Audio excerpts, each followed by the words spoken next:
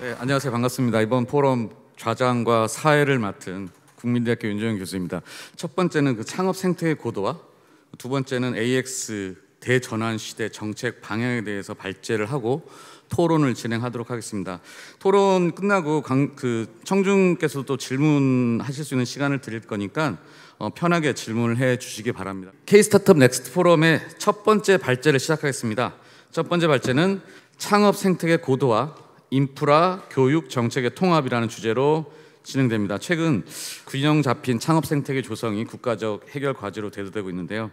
그래서 우리나라 창업 생태계를 분석해보고 지역 균형 발전을 위한 창업 생태계 고도화 방향에 대해서 논의를 하고자 합니다. 먼저 발제는 카이스트 안태욱 연구 교수님께서 맡아주겠습니다. 방금 소개받은 카이스트 안태욱입니다. 제 주제가 국내 창업 생태계 분석과 발전 방향에 대해서 말씀드릴 텐데요. 변화와 혁신이 필요한 시대입니다. 근데 너무나 빠릅니다. 창업도 굉장히 빠르게 변하고 있어서 저희도 빠르게 그 변화와 혁신에 맞춰서 같이 움직여야 되지 않을까 싶습니다.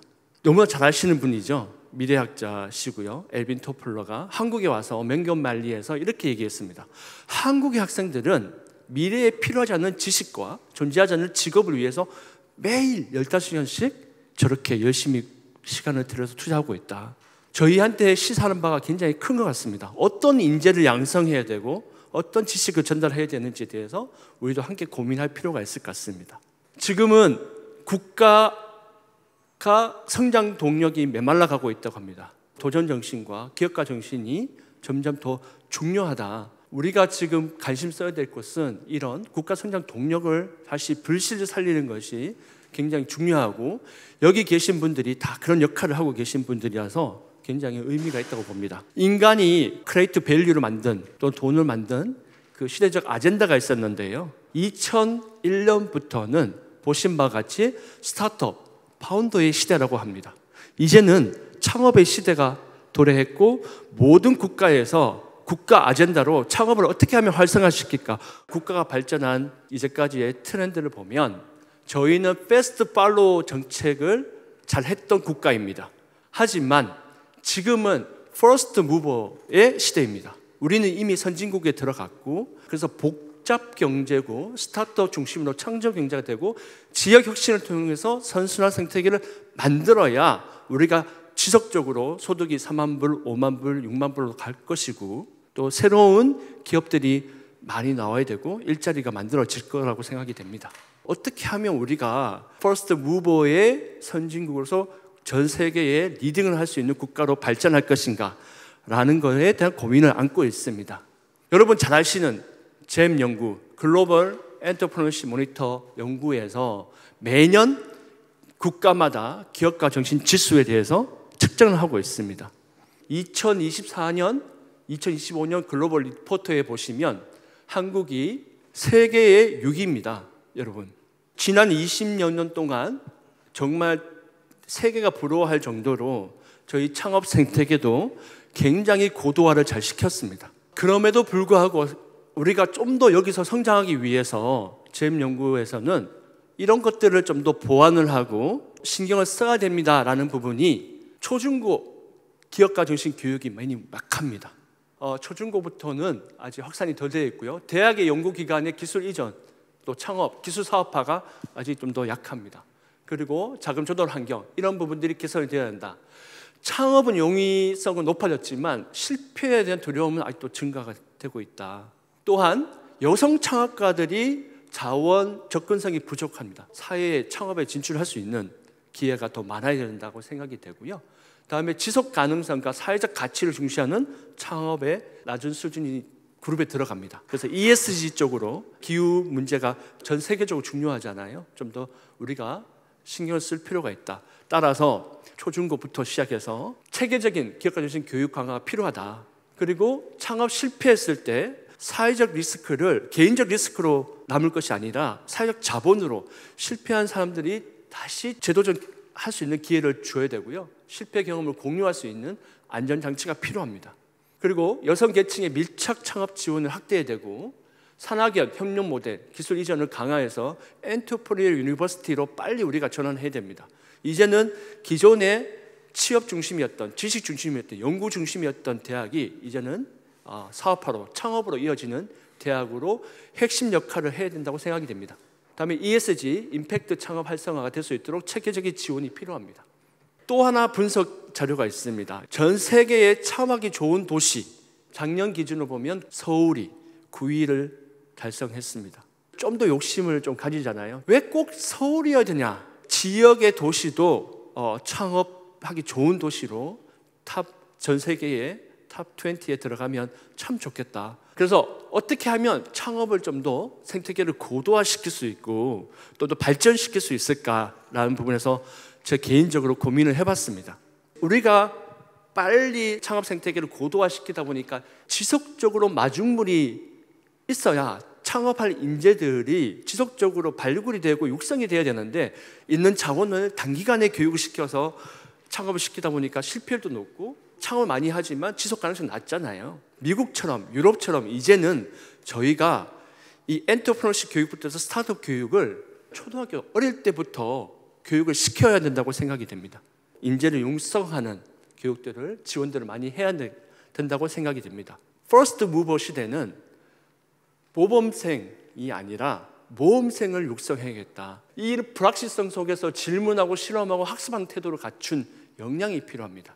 정답이 없는 문제를 스스로 정의하고 해결하는 등 이게 경쟁력이 필요한 거고요. 지속적으로 위대한 혁신들은 수많은 실패 위에 세워졌습니다. 기업가 중심 교육이 활발한 국가가 더 높은 창업률과 또 혁신 역량을 보이고 있습니다. 기업가 정신은요, 기업이 가지고 있는 마인드가 아닙니다. 기업가 정신은요, 불확실성 속에서 새로운 도전하고 기회를 창출하는 삶의 자세와 애티튜드, 태도와 다음에 사고방식과 비헤이버까지 이어지는 겁니다 라고 설명을 하고 있습니다. 실리콘밸리에서는 fail fast, fail forward라는 문화가 있습니다. 네, 그래서 실패한 사람들에게 좀 더 인정하는 문화가 있다는 게 특징이라고 볼 수 있습니다. 이제는 글로벌로 가야 됩니다. 언어와 문화적 차이에 대해서 글로벌 진출할 때 매우 힘들다고 얘기하고 있습니다. 글로벌로 진출할 수 있는 장애 요인들을 가르치고 지원할 수 있는 그런 교육들이, 컨텐츠들이 많아야 될 것 같습니다. 아프리카 속담에 한 아이를 키우기 위해서는 온 마을이 필요하다라는 속담이 있습니다. 정부, 중기부부터 시작해서 창업진흥원 이런 좋은 기관들이 모든 부처들이 창업을 지원했기 때문에 우리가 빨리 이렇게 올 수 있었습니다. 정부가 먼저 앞에서 나가주시면 저희 민간, 대학 또 기업이 함께 힘을 보태서 대한민국을 글로벌에서 모범되는 창업 국가로 함께 만들어 갔으면 좋겠습니다. 감사합니다. 네, 감사합니다. 네. 두 번째 발제를 하겠습니다. 보시다시피 AX 대전환 시대, 스타트업의 생존과 정책 방향에서 좀 얘기를 해보도록 하겠습니다. AI 난리죠. 지금 난리인데 생성형 AI 다 쓰시고 계실 테고, 근데 이게 이제 멀티모달로 해서 텍스트, 음성, 영상, 이미지 다 할 수 있는 너무나 똑똑한 모델이 나오면서 폭발적으로 이제 발전을 하고 있고, 그러다 보니까는 우리가 오늘 주제인 AI 트랜스포메이션, 전 산업부터 확산이 되고 있고 되려고 하고 있고 앞으로 더 될 것 같습니다. 그래서 스타트업에게는 사실 새로운 기회이죠. 먼저 AI 동향 및 전망. 요즘 AI가 워낙에 큰 이슈라서 다들 알고 계시죠? 좀 정리를 해보면, 아까 말씀 멀티모달, 그리고 이제 보통 이제 에이전트라고 하죠. 이제 그냥 시키는 것만 하는 게 아니라 알아서 하는 인공지능의 등장이 지금 기대되고 있고, 그리고 이제 온 디바이스, 서버에서만 클라우드에서만 돌아가는 것이 아니라 나이가 가지고 있는 디바이스에서 돌아가는 온 디바이스, 그리고 이제 거대 언어 모델도 있지만 그 온 디바이스와 동시에 같이 가면서 이제 모델이 작아지는, 그래서 그러한 경향. 또 기업에서 오픈 AI가 다른 회사들이 오픈을 하면서 오픈소스 생태계가 커지고 있고, 이렇게 해서 AI가 결국은 제가 보기에는 굉장히 대중화되고 다양화되고 있는 것 같습니다. 그래서 굉장히 우리한테는, 그러니까 소비자 입장에서 굉장히 좋죠. 인공지능으로 만드는 어플리케이션이, 예전에는 인공지능의 주입형, 그러니까 기존의 어떤 어플리케이션에 인공지능 기능을 넣는 게 주였다면, 이제는 인공지능이 먼저 우선이 되고 어떻게 시작할까, 어떤 모델을 쓸까, 어떤 데이터 쓸까가 먼저 고려되는 그러한 변화가 보는 것 같습니다. 그리고 네 번째는 AI 리즈닝, 추론이죠. 그래서 요즘 이제 여러분 챗 GPT나 이런 거 쓰면 생각을 합니다. 그렇죠? 우리가 질문을 받고 대답할 때 바로 대답하는 게 아니라 머릿속에서 이 답을 해도 될까? 이게 맞나? 라고 생각하는 것처럼 인공지능도 생각을 하고 대답을 내놓기 전에 다시 한번 생각하고 문제 해결의 능력이 더 효과적으로 되고 있는 경향들, 그리고 이제 요즘 또 핫한 또 MCP라는 게 있어요. 모델 컨텍스트 프로토콜이라고 해서 결국은 지금까지는 서로 그 모델들이 다 따로따로 놀았는데 이제는 그것들이 다 같이 호환될 수 있는 그러한 어떤 그 기반이 지금 마련이 되고 있고 사실 굉장히 활성화되고 있어서 앞으로의 인공지능을 활용하는 입장에서는 굉장히 편해질 것 같습니다. 지금의 어떤 한 모델에 매여 있다면 이제는 그와 관계없이 우리가 폰을 쓸 때 사실 누가 만드는 상관없이 그 앱스토어에서 다운받는 것처럼 꼭 그런 건 아니지만 그런 식으로 굉장히 플러그 앤 플레이 상태가 확대되는 그러한 것들로 좀 요약을 해볼 수 있을 것 같고요. 인프라 컴퓨팅 다 알고 계시죠? 일단 많이 필요합니다. 컴퓨터가 GPU가. 그래서 이 성장하고 집중화 되고 있는데 현재 글로벌로는 이제 미국과 중국이 당연히 장악을 하고 있고 또 하나 저기 산업계 소유가 80%인데 말하자면 다른 학계나 그죠? 정부에서는 없다는 겁니다. 그래서 이러한 것도 사실 좀 주의 있게 봐야 될 게 있고요. 이거와 더불어서 아까 원장님께서 언급을 잠깐 하셨지만 어떤 인공지능의 윤리, 거버넌스에 대한 것들도 계속 이슈가 되고 있고 여러 나라들이 이런 가이드라인 또는 규제를 강화를 하고 있고 그러다 보니까 투명성, 편향 이런 것들에 대한 포괄적인 그 책임 있는 AI에 대한 요구가 이제는 대기업뿐만 아니라 실제 AI로 사업을 하는 스타트업에게도 이제 그 요구가 되고 있는 그런 상황입니다. 안 교수님도 말씀하셨지만 도대체 AI 인력이라는 것이 무엇이냐도 정의를 좀 해야 되는데 사람이 없는 게 아니라 인재가 없다는 거죠 지금. 예로 이제 경험 많은 시니어 엔지니어의 수요가 증가하고 주니어가 진입하기는 어려운 상황이 되고 있습니다. 스타트업 얘기를 좀 해볼게요. 프로덕트 마켓핏이 어렵습니다. 늘 데모를 할 땐 잘 돌아가요. 그런데 실제로 고객사에 가서 뭘 해보면 잘 안 돼요. 그건 이제 사실 여러 기술적인 문제도 있는데 고객의 입장에서는 어쨌든 ROI가 불확실하기 때문에 막상 큰 돈을 투자하기가 어려운 것이 많은 인공지능 스타트업의 현실입니다. 그리고 미성숙한이라는 표현을 썼지만 미성숙하기보다는 사실 스타트업의 현실이죠. 인공지능의 모델을 계속 최적화해야 되고 또는 단지 모델만 갖다 쓰는 게 아니라 그걸 운영을 해야 되는데 MLOps라고 하는 그리고 또 데이터를 운영해야 되는데 이런 거에 대한 경험이 부족하기 때문에 당연히 거대 기업 또는 대기업에서는 경쟁에서 굉장히 어려운 상황이고 기술 변화 속도가 너무 빠릅니다. 제가 지금 좀 전에 기술 트렌드 얘기했지만 한 달 뒤에 얘기하면 그것도 다른 얘기가 나올 수도 있어요. 정신이 없습니다. 어지러울 정도로. 그걸 쫓아가기에 비용이 많이 들죠. 계속 쫓아가야 되니까. 초기 스타트업으로서 진입 장벽이 점점 더 높아지고 있는 게 현실입니다. 그래서 이제 풀어야 할 문제 또는 풀어줘야 할 문제, 인프라나 데이터는 필요합니다.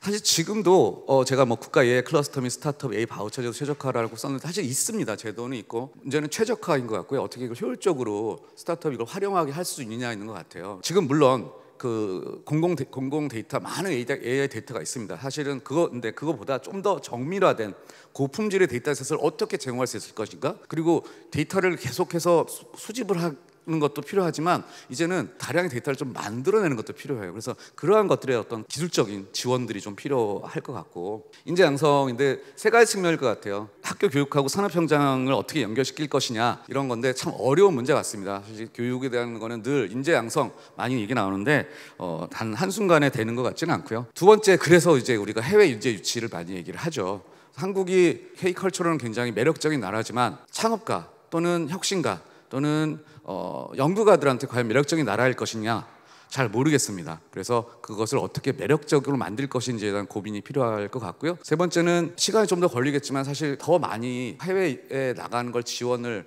해야 된다고 생각을 합니다. 특히 AI에 대한 예산들이 더 늘어나면서 좀 더 많이 보내서 다시 융합을 하고 더 많이 배우고 돌아오게 하는 이러한 것들을 좀 국가적으로 해야 되지 않을까 싶습니다. 자금 지원이 이제 또 사실 돈이 제일 중요하죠. 특히 AI 스타트업은 초기에 돈이 많이 들어가기 때문에 그 POC에 좀 더 집중으로 지원을 하고 그래서 거기서 성공적으로 될 이후에 좀 더 후속 지원을 하는 뭔가 선별적인 지원을 한다면 이거 좀 더 스마트한 자금 지원이 되지 않을까 생각을 해보고요. 특히 AI 사업에서는 정부의 역할이 굉장히 큽니다. 정부가 바이어로서의 정부 역할. 그렇다면 그 AI 스타트업들이 정부에 조달할 때 좀 더 인공지능을 좀 더 먼저 고려할 수 있는 그러한 절차 간소화는 필요하죠. 그리고 규제 샌드박스 고위험군 AI를 먼저 샌드박스에 넣어서 조기 인증을 하고 아니면은 탈락시키고 이러한 것들이 있어야 되지 않을까라는 얘기입니다. AI는 국경을 초월한 기술이죠. 그렇다면 우리가 AI 스타트업이 글로벌에 가는데 어떻게 정책적으로 무엇을 도와줄 수 있을까? 정치하면서 굉장히 적극적으로 참여를 해서 글로벌 AI 생태계에서 참여한다면 이게 결국 우리나라의 위상이 높아지고 우리 스타트업들이 좀 더 큰 시장에 나가는데 수월해지지 않을까, 우리가 같이 할 수 있는 방법이 없을까라는 걸 좀 얘기를 나눠봤으면 좋겠고요. 이상 마치겠습니다.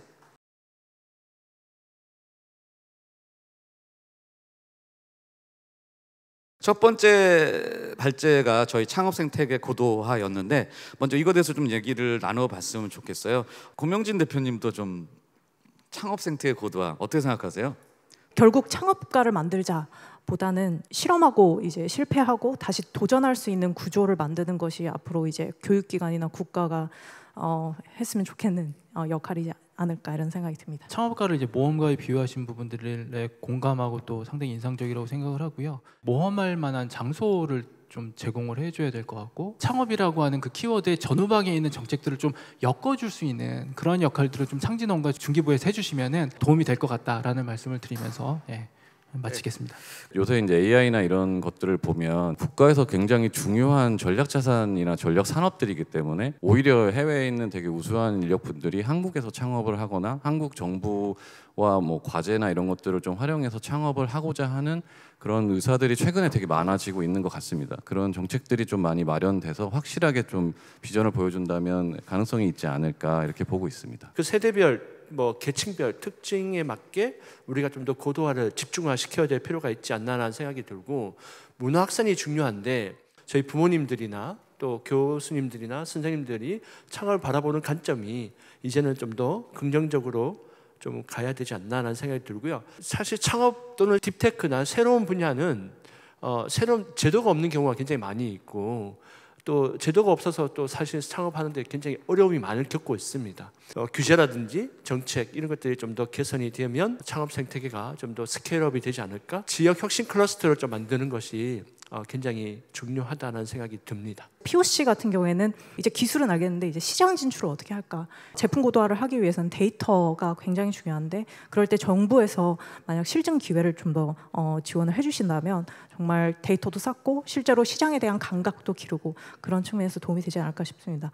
이제 결국에는 이제 AI 스타트업 중에 성공 사례가 나와야 또 계속해서 이런 분위기가 이어질 거기 때문에 저는 개인적으로는 이제 단기적으로 좀 그래도 소수의 가능성 있는 기업들에 좀 집중적으로 지원을 해서 성공 사례를 만들고 많은 기업을 만들 수 있는 그런 방향으로 하는 것도 좀 필요하지 않을까 이렇게 생각을 하고 있습니다. 현재 기준에서는 뭐 글로벌 빅테크 중심의 뭐 경쟁 상황이지만 국내에서도 AI 관련된 대형 기업들이 분명히 등장할 거라고 생각합니다. 그 AI 유니콘이 되는 회사들이 탄생할 수 있도록 적극적으로 지원해야 된다고 생각하고요. 왜 우리는 오픈 AI가 한국 기업이 아닐까? 딥시크가 왜 한국 기업이 아니었을까를 우리는 좀 고민을 해봐야 될 것 같아요. 어떤 독특한 사람들이 그 기술에 대해 연구하기 시작했고 그걸 지원받았을 거예요. 저희가 어떤 신기술이 나왔을 때 그렇게 장기적으로 관점에서 리딩을 할 수 있는 기술이나 기업에 투자를 하고 있냐, 우리는 그런 부분에서 좀 약하지 않나라는 생각이 들어요.